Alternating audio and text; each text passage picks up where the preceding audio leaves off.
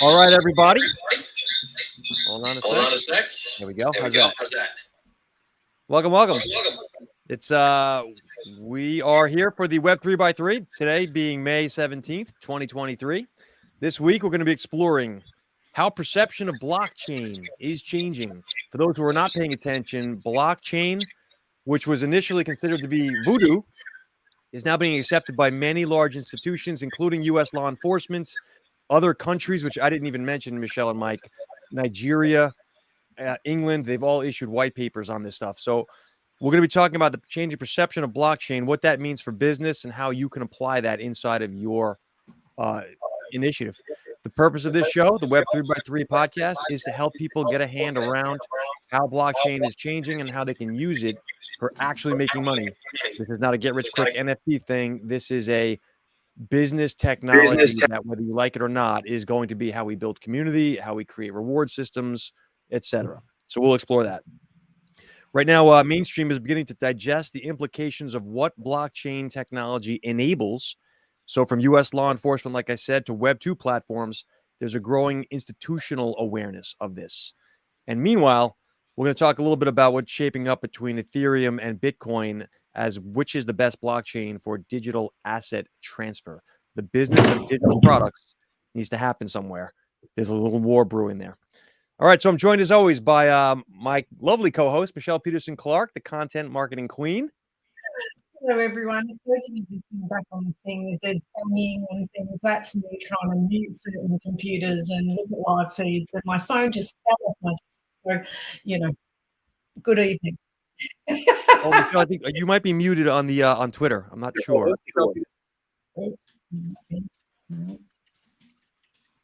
I am.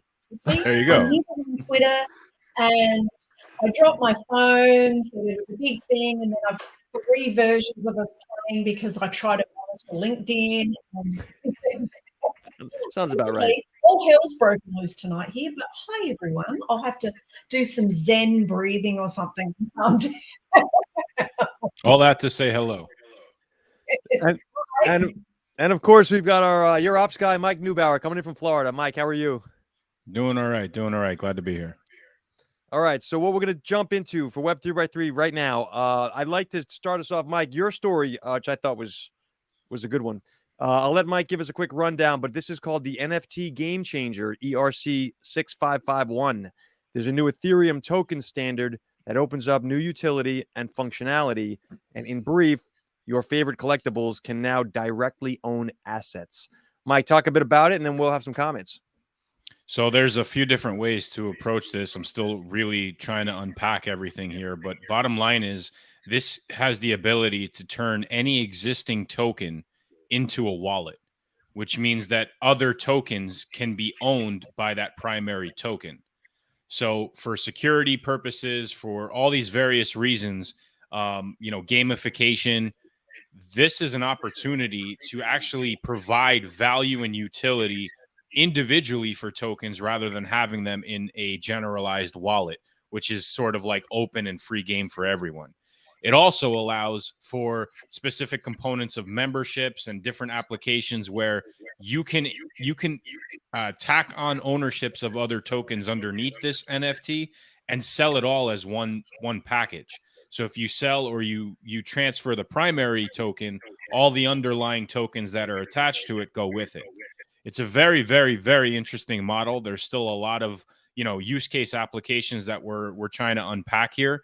But what I found the most unique element here, this is probably one of the most sophisticated cross-chain applications I've come across. An NFT built on Ethereum could literally own Polygon NFTs. My head is exploding. So, okay, I was going to say, could you please explain it to us and all of our listeners like we're 5 years old? Got it. Okay, so whether you have any particular token, let's just say you have an NFT, you have a membership, you have a reward, you have any component that you're trying to build into your business, underlying NFTs can now be owned by that particular NFT, right? So we all know the drill. You start a wallet. That wallet has a 0x number in the Ethereum blockchain. You have that wallet attached to some sort of a bridge, whether it's MetaMask, whether it's Coinbase wallet, whatever that wallet is assigned to. You can create multiple wallets in that platform too. You could have several different wallets on your MetaMask. All this really does is it takes the particular NFT and it assigns it to a wallet. So basically, any NFT can now, instead of having the token ID linked to the smart contract, it literally has its own wallet identifier. So all other assets can actually be put into that wallet that is now owned by that NFT. I'm like, why would we want that? What is the benefit of that? So I'll talk about this, and I'll use Unfantasy as a primary example because it's a perfect use case for that. So in the Unfantasy project, right now there are two contracts. There's the owner's pass contract, which is basically your ticket into the league. And then there's the playing cards. But our whole process, our whole mindset was, how can we kind of lump this up together and have the ability to build value as a franchise? Right. So an owner's pass, for example, can literally have all of the playing cards owned by the owner's pass. So now you have all of the assets of your team owned by this one primary token at the top, which is essentially the owner's pass. And everything else is a part of that same NFT. So for example, over time, if you wanted to lump certain things together and exchange them for something better, you could do that. You can lump together elements within a trade and trade with someone else. And 20 years, 30 years from now, if you decide you don't want to play anymore, you can literally take your entire franchise simply by taking your owner's pass and selling it on an open market where all of the underlying NFTs that is nested underneath that primary NFT are sold with it. And so, Mike, tell me, in the case where might you then be able to, depending on how the programs are written, take those NFTs from that into, say, a new game or a different platform if it allows that type of integration? Sure. I mean, the simplified version of this is you are literally just taking the token from your wallet address and assigning it to a different wallet address, right? So, but the primary wallet address that it's assigned to is still owned by you. So all in all, we talk about Bitcoin, we talk about ordinals, we talk about all these different elements. The primary functional use case between Ethereum and Bitcoin blockchains is, you can technically build on Ethereum. This is a scenario where you can build on building. There's no end to the amount of assets you can build on this, right? Which is really exciting. And for security purposes, you don't necessarily have to have all your chips into that one wallet basket, right? You can spread it out and say, hey, this NFT is going to hold these three are going to hold these three, and you just branch it out accordingly. So in the event that unfortunately your wallet gets compromised, you can literally take the certain elements that are not owned by that primary NFT and be secured by it. This the word that comes to mind is permutations. I'm looking online here. There's a quick summary here, Mike, and I'm following what you're saying. The four benefits from what, and this is not me speaking, I'm summarizing what I see online. But the four benefits of what you're describing are: 1, enhanced security. Account access is restricted to authorized parties. 2, simplified user experience. This eliminates the need for complex authentication. 3 is transaction efficiency, faster confirmation times, reduced fees, etc. And innovative use cases in the DeFi world specifically. So lending, automated investing, all those types of things. I need to study this, but it sounds amazing. I feel like it's got confusion written into it, though. Right? People. Yeah. It's going to be no different from any kind of confusion that we would associate with any particular wallet now, right? So, again, I'm still scratching the surface on it. And why I really wanted to discuss this today was this is ground shattering for what we know about NFTs to this point, right? Because now each individual NFT can literally become a wallet, and that wallet can house certain assets. So, Michelle, to your point earlier, like one of the gamification features that you can potentially bring across multi-game platforms is you have a character, and that character has multiple traits like swords and shields and different weapons and different things. And those could all be in the forms of tokens. And if those tokens are owned by that primary character, you can now utilize that character on multiple platforms, and all those tokens follow and go with it. Yeah, which is cool. This is definitely, I feel like this is going to come up repeatedly, Mike. This is one of those topics that you just, I don't feel I have my arms around it, but I know that this is important. And as the use cases emerge, it reminds me kind of at the beginning of Web3, when it wasn't clear exactly how these would develop. And then all of a sudden you had companies coming up with gaming uses, entertainment uses. I feel like as people start to put things together and try out, we'll start to see the value of these. And, you know, as we've talked about before, haven't we, that it's not, we don't necessarily have to know how it works. We need to know what it does for us. And that's what, you know, that's what this gives us, doesn't it? Yeah. All right. I'm going to take us to story 2, if that's all right, because I'd like to keep trying to move this along here. This is coming to us courtesy of the content marketing queen. Here's how Web3 social platforms work and why you're going to like the end result. This is a Web3 daily piece. It discusses how in Web3, the users can take their content and their followers like that. And so that means the social platforms have to play nice. I'll let Michelle walk us through the concepts here, but this sounds like a good one. Take it away, Michelle. Thanks. So essentially, I think because I've been a content marketer for a very long time, I'm the content marketing queen, you know, we're constantly deciding what platforms, Web2 platforms to be on. Like, do you have a Facebook page or a Facebook group, or should you be on Twitter? Should you be on LinkedIn? You know, TikTok's all the rage now. Do I need to be on TikTok? But essentially, when you start on every one of these individual platforms, you start with 0 followers.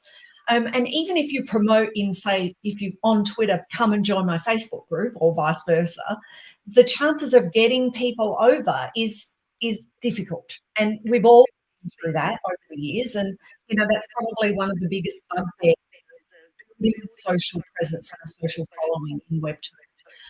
And so the thing that I love about this, and the thing that appeals to me about this, is that I can have people follow Content Marketing Queen, and I can then move them through or to various different Web3 social platforms.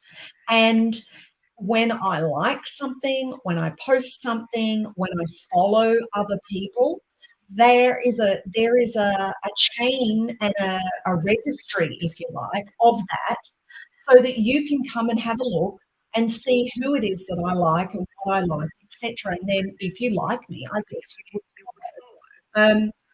We call that a social graph, and that is something that we haven't been able to provide with people who like us or want to follow us around. So someone might be seeing you on Facebook, but don't know that you do a Twitter Spaces every week, for example, because they're not necessarily on Twitter. Even if you say, oh, I'm doing a Twitter Spaces, come on over, they might not know how to use it, whatever.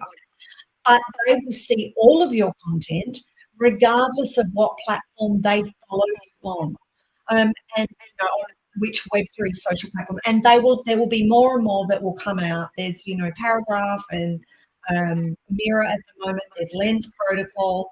You know, there will be the next Facebook, I guess, will be made in Web3.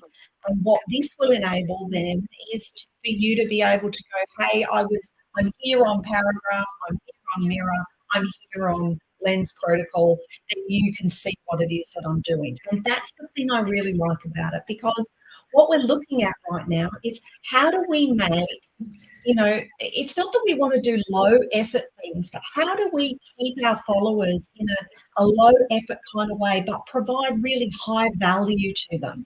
And I think that this is one way that we're able to do that. And that's the reason why I picked this story this week, and that's why I really like it. There's something that comes to mind that I'd like to comment on. Mike, do you want to go first, or you want me to jump in? Go for it. So first of all, this is a fascinating concept, Michelle, because the independent ecosystem of each social media platform, right? Facebook, as you say, totally different from, Instagram. Well, not really, TikTok or whatever. And that whole thing is siloed, right? So they even tell you, our colleague Joe Polizzi talks often about don't start on all the platforms, start on one or two, and then branch. But that siloing is hurting us, to your point. However, the reason those silos exist beyond the technology, there is a cultural aspect here. I'm not taking a side. I'm just pointing this out, that you've seen the old meme of what the picture is when you're on Facebook, when you're on LinkedIn, and when you're on Tinder, right? It's always like a very different representative image of the same person. Sure. How you act when you're with your friends is very different from how you act on LinkedIn with your colleagues or potential customers. So the cultural differences of the channels go away when it's one giant channel. However, I kind of feel like that's what tech will enable, and that's where it's going. What do you guys think? Sure, but I think that if there was a Web3 Tinder equivalent, I probably wouldn't be the content marketing queen on that. You'd be the content marketing drag queen. I would probably be some other quirky name that I make up or whatever. So, I mean, because we're a show that talks about people who are running businesses, I'm really looking at this in the first instance from a business perspective, because we spend a lot of time creating social content over a lot of different platforms in a lot of different ways. But the algorithms of the Web2 platforms give us however many looks or likes or shares or whatever that they are prepared to dish up for us. This is a way of someone seeing Content Marketing Queen coming to me and looking at what I'm doing over all of the different aspects of the business that I run.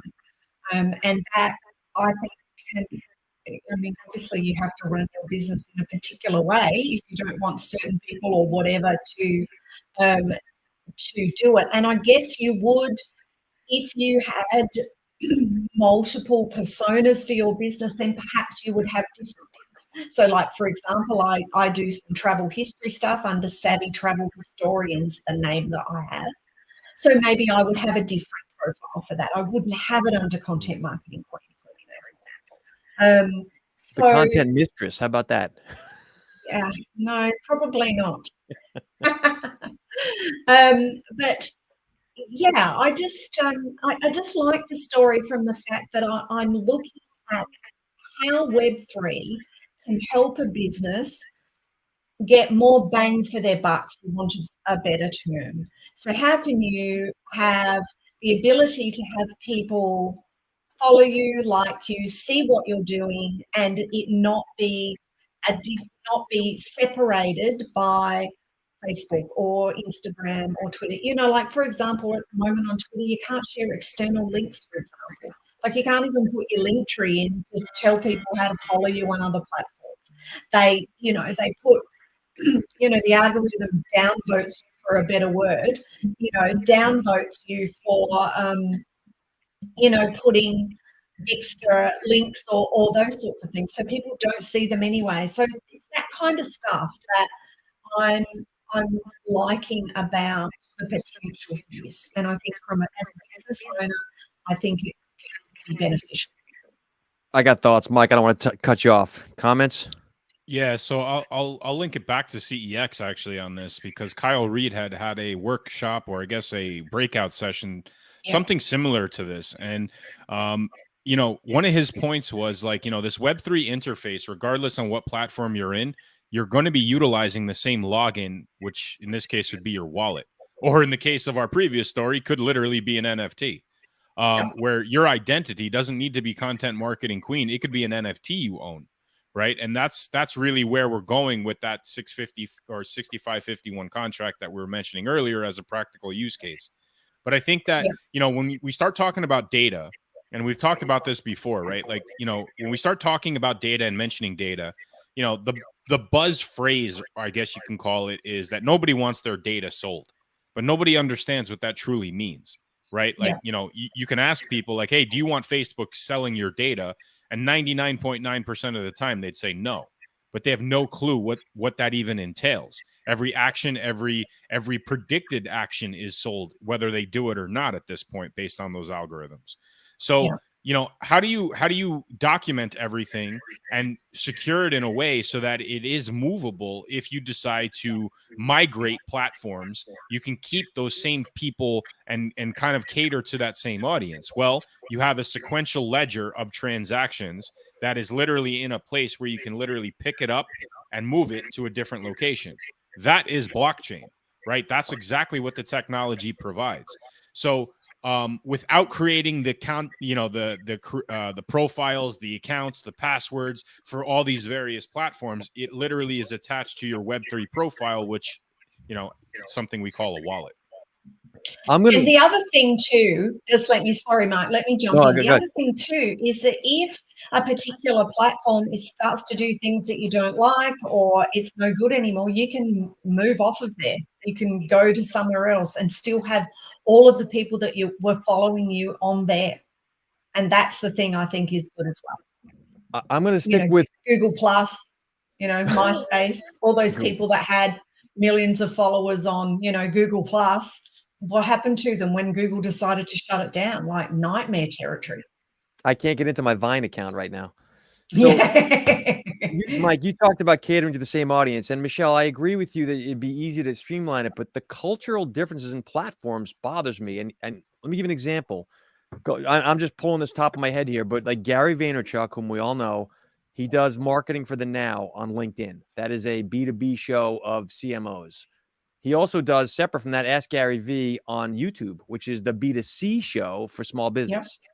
But he does VFriends, right, NFT stuff on Instagram, and he does trash talk, his garbage hunting there, on TikTok. And then there's a whole bunch of other ones that I won't get into. Little V, and he's doing something with Snoop Dogg, and Tea with Gary V. Like, all these shows are different from one another, even though the guy behind it is the same guy. So if you, Michelle, are running a travel blog and you're the content marketing advisor for Web3 and you do content work for regular traditional corporates, those are different audiences. So I'm not saying it won't work. I just think there's a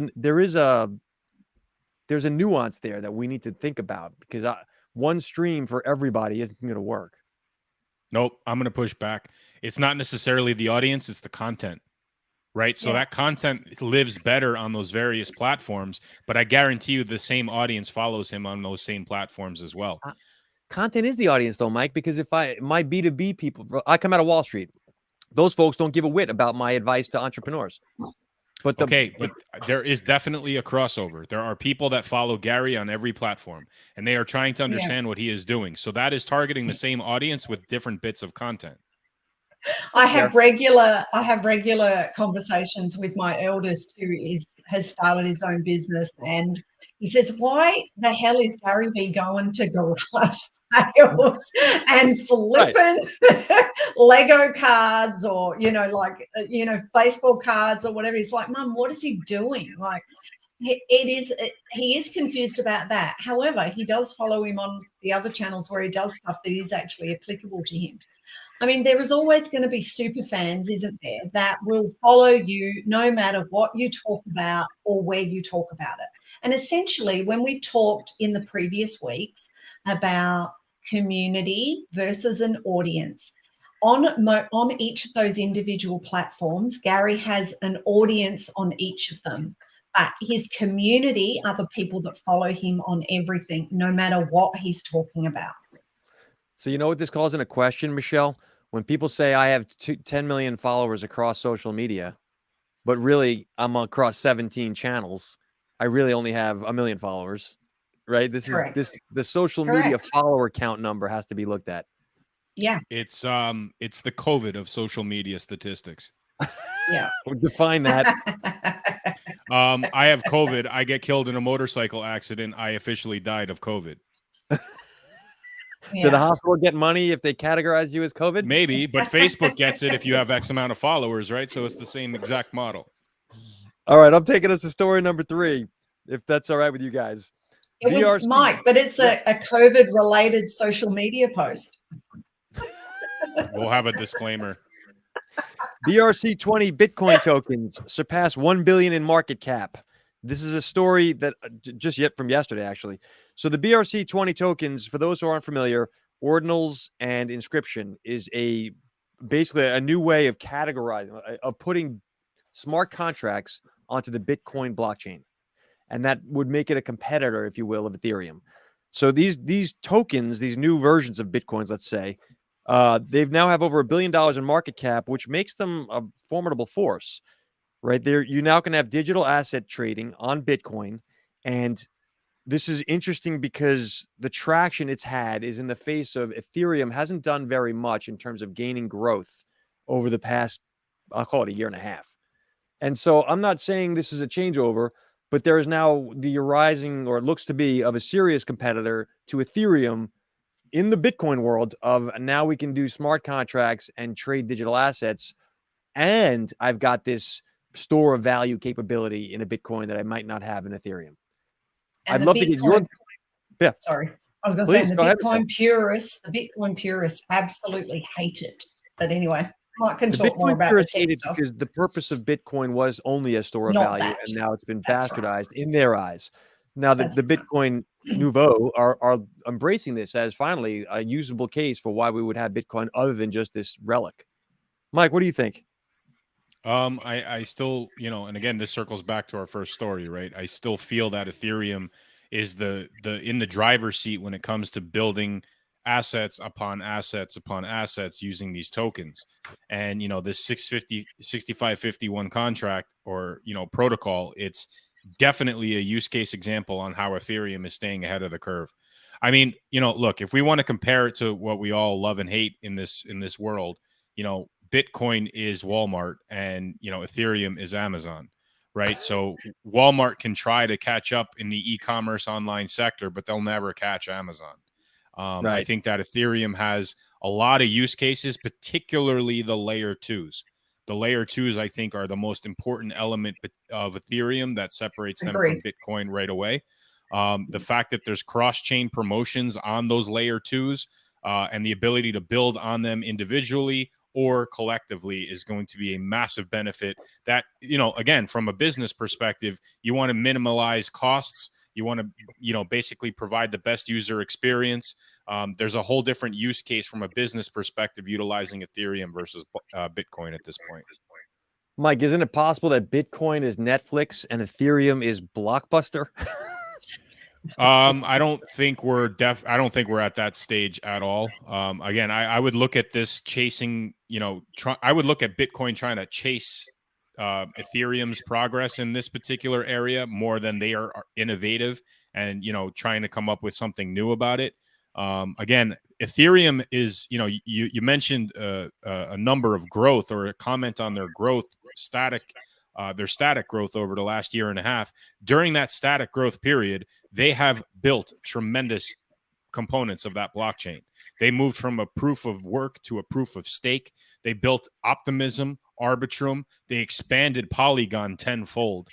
That's actually one of the most highly used blockchains in the world right now. And all of that is not necessarily for the purposes of transactions, financial transactions like a Bitcoin would. It's actually designed to build upon. And those building elements are going to have value over a longer period of time. So while it's the statistics of a year and a half of transacting the Ether coin or the Ether token may be down compared to Bitcoin, I would argue on the other side of the fence that Ethereum is still very much ahead of the game. I'm going to take us to a story that wasn't on the original docket here, but I think this credit goes to John here, Michelle's lesser half. My husband. This is an article. This one's coming. I'm pulling it from Decrypt, but Backdoor and Ledger. Here's what's going on and how to keep your crypto safe. So basically, there's a contentious new feature that's been added to the Ledger hardware wallets. If you want to, the purpose of this feature is for those who lose their seed phrase and get locked out, basically, of their wallets. They can get you in now, but and it's an opt-in. This is you have a choice not to do this. However, they say it's an opt-in. That's some of the contention.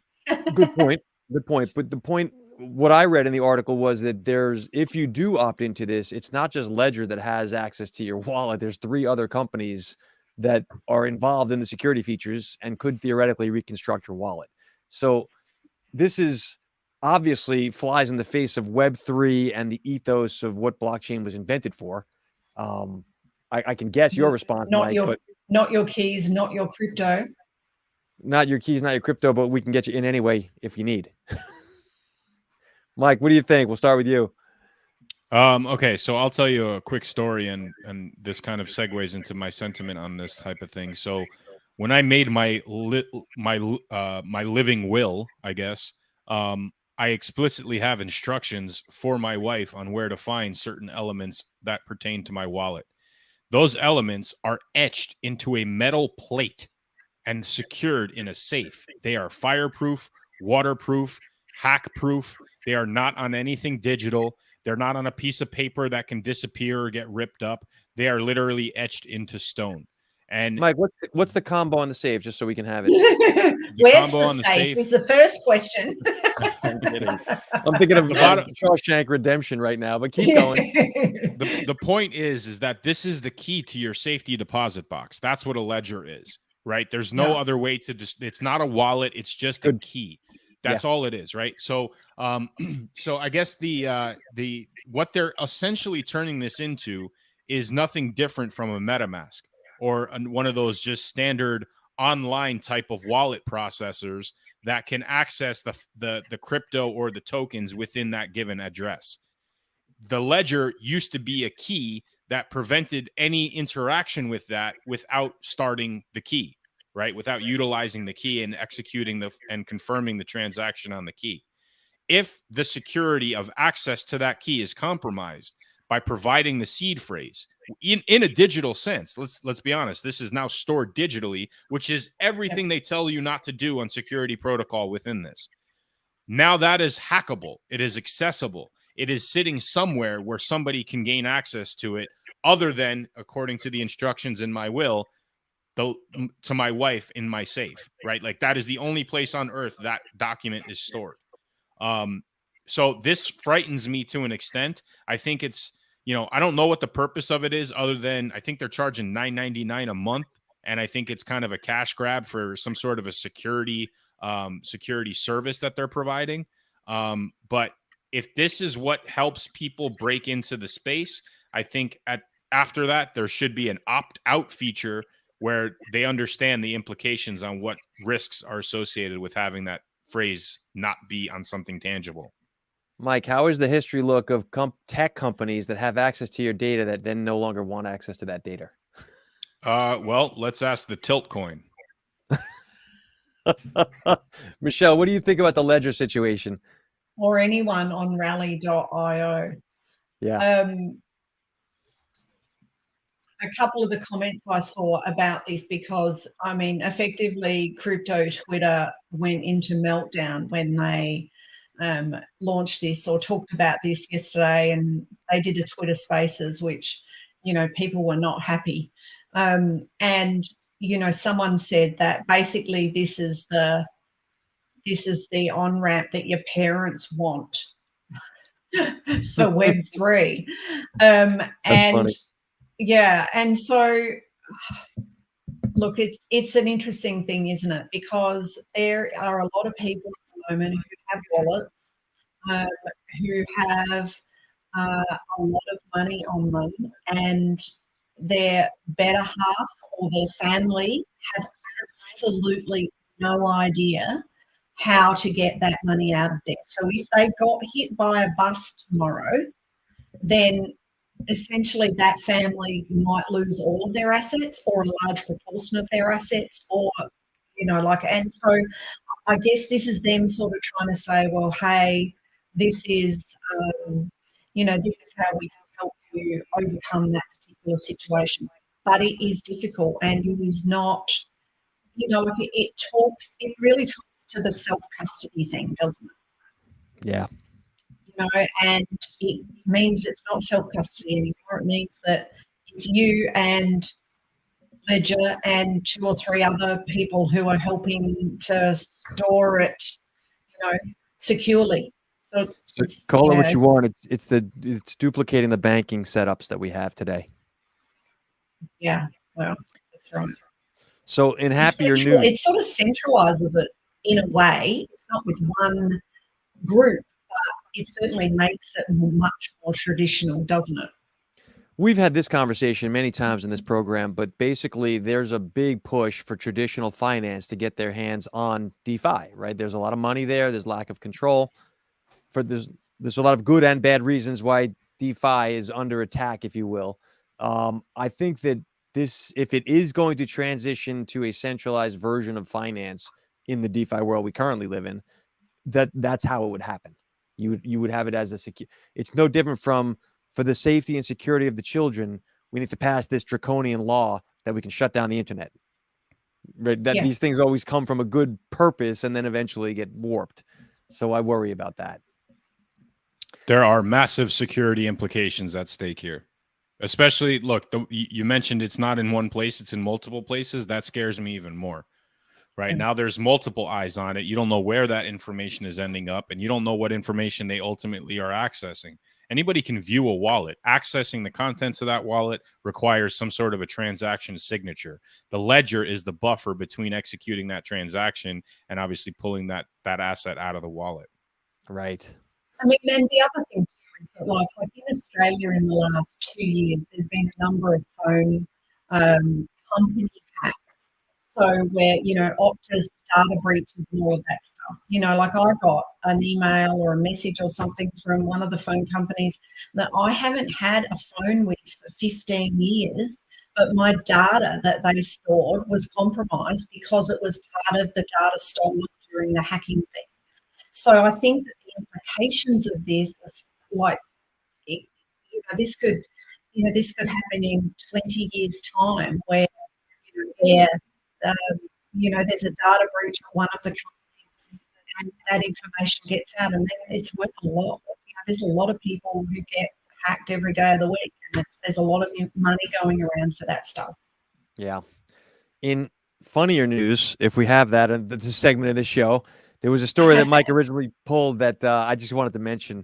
The Secret Service in America says that blockchain is an amazing opportunity to track money. So basically, the San Francisco division of the Secret Service here in the States did an AMA on Reddit about crypto. And they said, quote, "The blockchain provides us with an amazing opportunity to track the flow of money," end quote. Mike, you made some comment when you threw this one out in the chat, and you were like, "This is rich." Yeah, it's absolutely hilarious. I mean, first of all, I put an offer on one of their NFTs. I thought, why not? If I can get my hands on a Secret Service NFT, I'll keep that forever. But I did it from another wallet so that they couldn't know who it was from. The same one that I wanted, Mike. The Alcatraz one. Look, I applaud the effort for sure, right? I definitely appreciate the fact that, look, they jumped into the deep end. They wanted to test it out. I thought it was interesting that they built the contract on OpenSea, meaning they used OpenSea's contract, which is absolutely epically hilarious because it shows on how primitive they are in this space to begin with. With all the no-code solutions and different, options on deploying your own smart contract, they literally used a plug and play on OpenSea of all things. No clue how they got the art, but it looks like it was scotch taped together by former, I guess, South Park creators. Everything about this is just epically hilarious. Did you say South Park creators? Yeah. Inmates from Alcatraz did it. Right. Fantastic. So, I mean, look, I don't know where this ends up. I applaud it from a government agency on one grounds, and it's the transparency element. If they understand the transparency derivative behind this, and it somehow leads to some change in the way that government is operated, utilizing blockchain with its transparency endeavors, I'm all for that. Michelle, what do you think? I think they're looking at not just that and the hilarious nature of it. Some of the things that I thought were interesting in the article were things like they troll through crypto forums and they look out for people saying that they've been hacked, and they start to piece together pictures of usernames, and who knows if Content Marketing Queen or Your Ops guy is up on the wall in the FBI because they're tracking for I don't know what. One of them is. Yeah. But, like I thought that was really interesting that they, are really across the fact that, they're in Discords and they're on Telegram and they're in Reddit and they're looking at what people are saying and how they're saying it and stuff. The other thing was any agent that comes into the task force, the Bitcoin white paper is compulsory reading for them. So that was an interesting thing. So first day you get handed the Bitcoin white paper and here you go, have a read of this. And then you can start apparently tracking criminals in crypto.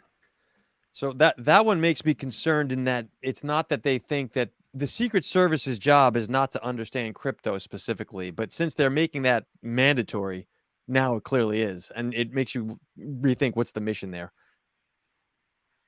And, for us non-Americans, I thought the Secret Service only trailed the president and the vice president. I didn't know that they actually did other things. So that was interesting as well.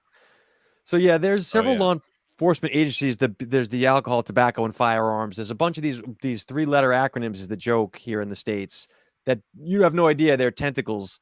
In the end, Secret Service are part of the cops, and that ultimately the U.S. government, any government, has a philosophical opposition to what crypto can enable. This is my belief, by the way. This is probably a good time to say that nothing here is meant as investment advice. Do your own research, but I don't think governments, centralized authorities like tech companies, the crypto stands in opposition of all that those organizations are attempting to accomplish, which is centralized control. So I don't like the concept of, yeah, they're tracking crypto, but that can't be good ultimately.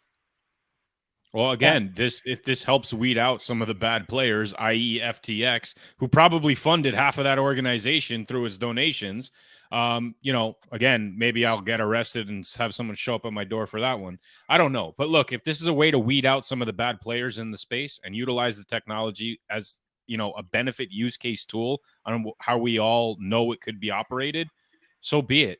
But as long as the transparency element stays intact, I think that's a critical component of how all this works out. You have a transparent ledger of financial transactions. This is all we've ever demanded as a public of our governing agencies. I think that's like saying if the government uses cash to weed out the bad actors. Like, I get what you're saying, that the tech enables things. Of course, I agree with you with the blockchain, Mike, but I don't think the government's there to help weed out bad actors as much as they are to track what's going on with crypto. Okay, but tracking to what end? To eliminate and control. Well, again, to get taxes. Well, they're not interested in stopping the bad guys as much as they are in controlling, make sure they get their taxes. Yeah. Well, Michelle, you said it, that they're trolling to try to understand who got gypped in this equation, right? Like, there's a purpose for that, and trying to understand what people are vulnerable and how they're vulnerable in this space. And look, if this is their first attempt at it, God bless them. But signing up a smart contract on OpenSea is the wrong approach. So, look, if anybody in the Secret Service is listening to this Twitter Spaces, hit me up at your ops guy. This reminds me of the Iron Man 3 scene. Anyway, so I guess those are the stories we had. What we'd like to do, as we traditionally now have been doing lately, is take this over to Twitter Spaces for Q&A, a deeper dive conversation, if you will. We are here every week, Web3x3 on LinkedIn, YouTube, and Twitter. And we would love to, if you guys are liking the conversation, if you find value, please give us a follow, the Web3x3 podcast. We are Web3. Is it BY3 on LinkedIn? I don't even know anymore. Yes, BYTHREE. So we're on the march to get one more follower per week if possible. But Don't say that. I'm teasing. I will turn this over to my colleague, Michelle, to take it from here. I only want one more thing I just wanted to throw in quickly, was that Nike released did a release this week on an NFT collection. They're not using the word NFT, even though people are getting digital renditions of traditional and well-sold shoes. So I think that Mike's not happy. If they made an NFT collection of knee pads and called it Kaepernicks, I'd have more respect for them. We've heard digital renditions, digital assets, digital collectibles, yep, stamps. So what's happening right now is that every brand are not calling it NFTs, and we've talked a lot about that, but they all want their own word for it, which actually doesn't help the equation either. It does if the technology behind it stays intact. If you still need a wallet to access these assets, call it whatever the hell you want to. Because that's the most important component here, is the technology behind it. But in terms of education and onboarding people, if people think that the standard Starbucks is different to the digital collectible in Reddit or is different to the digital rendition in Nike, then that's actually not educating the space about educating the masses about the space, the industry, is it? It is, because if those different platforms can also provide assets to that same wallet, that's exactly proving the technology. You don't need multiple accounts. You have one account and you can access your stamps. You can access your Nike knee pads. You can access whatever you want all in the same location. And now, based on what this new protocol is providing, you can actually take those assets and assign them to other assets. Yeah. This new protocol will make things different in that respect. The other thing that we've also talked about before, Polygon blockchain, which we know and we've hold, that will be the loyalty program one. And so this is on Polygon. So that's an interesting thing. The rewards blockchain, as we've talked about. That's interesting. Yeah. All right. So I'm going to say we're going to thank everyone for listening this week. We appreciate it. We'll be back next week, 4 p.m. Eastern time, as always. But we are headed over to Twitter. And Michelle, I guess I'll let you explain how to get there. No worries. That's fine. No, if they're following on Twitter, they'll be here, or they come to Web3x3 on Twitter and they can talk to us. All right. I'm signing off on the video. Broadcast. Thank you, everybody. We'll see you on Twitter right now. Bye.